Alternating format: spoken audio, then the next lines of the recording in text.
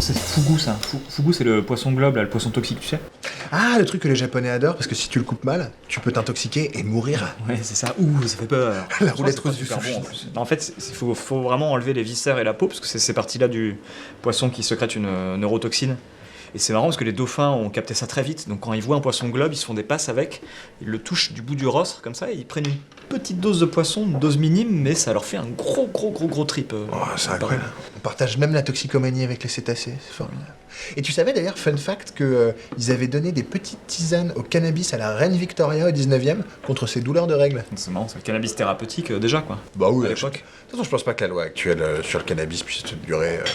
Je vais vous arrêter tout de suite, hein. Vous risqueriez 5 ans de prison et 75 000 € d'amende. Non, mais oui, parce qu'il a dit fun fact en fait. Je voulais pas dire fun fact. Non, en fait, les Non, anglicismes ça on peut. n'a rien à voir. vérifier. C'est la présentation sous un jour favorable de l'usage de cannabis qui est réprimé par la loi. Ah bah attendez, j'en ai pas fait la promotion là, j'ai juste dit que ça existait. Si je dis par exemple qu'au néolithique, on faisait de la trépanation, Ah ouais. bah, par exemple, oui, parce que c'est vrai, je n'en fais pas la promotion, je dis juste que c'est un fait, ça existe. Vous prenez vos responsabilités, hein.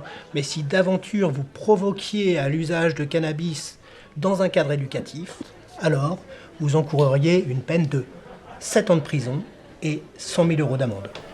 Je voulais pas, Mais vous êtes avocat ou un truc? Parce que normalement dans ce bar il y a plutôt des chercheurs. Non, je suis chercheur.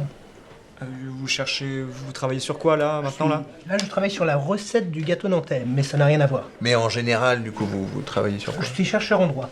Ah, ok. Et du coup, votre travail c'est de connaître les codes de loi par cœur? Non, pas exactement. Disons qu'on peut se représenter le droit comme un immense réservoir dans lequel nos institutions déversent à flot continu de nouvelles lois et des décisions de justice. Et le job du chercheur en droit, c'est de nager la brasse coulée dans cette mer d'énoncés juridiques dont certains sont assez obscurs et parfois contradictoires. Ah, mais parce que ça n'a pas toujours été interdit en France, le cannabis? Alors historiquement, non, c'est quelque chose qui est très récent, la prohibition du cannabis. Ça date du début du XXe siècle. Et le cadre répressif aujourd'hui qui permet de sanctionner massivement les usagers de stupéfiants, eh bien, il date en fait du début des années 70. Une période d'ailleurs où il n'y avait pas de consommateurs de cannabis, mais 2 ans après 68, il fallait réaffirmer l'autorité de l'État. C'était une loi symbolique à l'époque. La panique morale, ouais. Mais ça vient d'où comme plante d'ailleurs, le cannabis? Mais ça doit venir d'Inde, parce qu'on appelle ça le chanvre indien, quand même. Je pense que ça vient d'Asie centrale, mais depuis le néolithique, une période où l'homme a commencé à domestiquer cette plante, elle a eu le temps de circuler.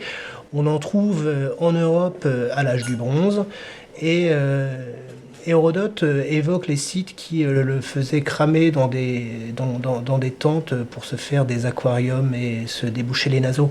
Depuis, la plante a circulé et elle est restée en Europe, alors aussi bien pour ses vertus industrielles que pour ses vertus psychotropes. Rabelais a écrit des très belles pages là-dessus. Ah oui, parce que pour ce qui concerne des vertus industrielles, on peut faire plein de trucs avec, du tissu, Oui, du papier. des cordes, Des médicaments. des médicaments. Ouais. Oui, alors attention, hein, pas trop vite. Pour l'instant, il est préférable de ne pas en parler.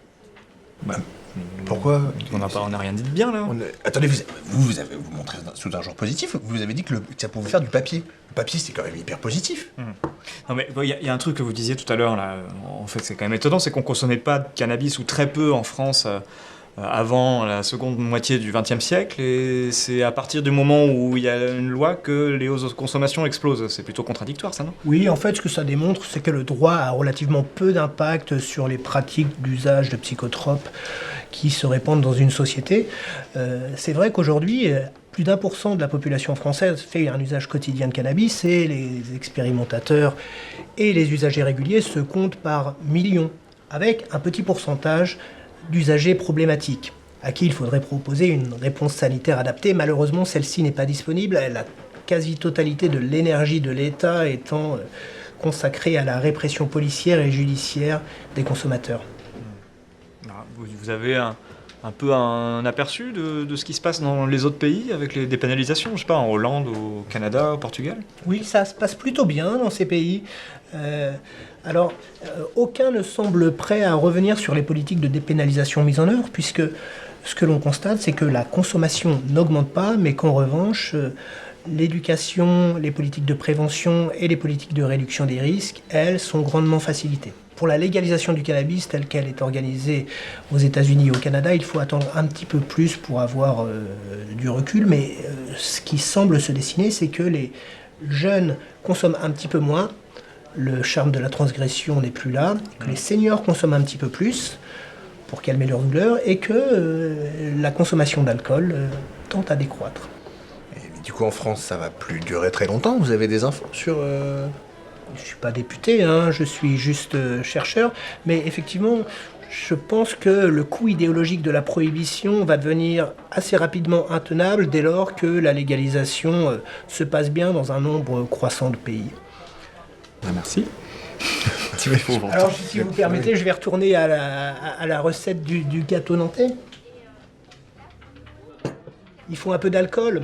Et ça, par contre, bien que ce soit un neurotoxique autrement plus dangereux que le cannabis, c'est légal. Vous pouvez en faire la promotion. Bah, sort la fierté nationale. La culture du vin en France.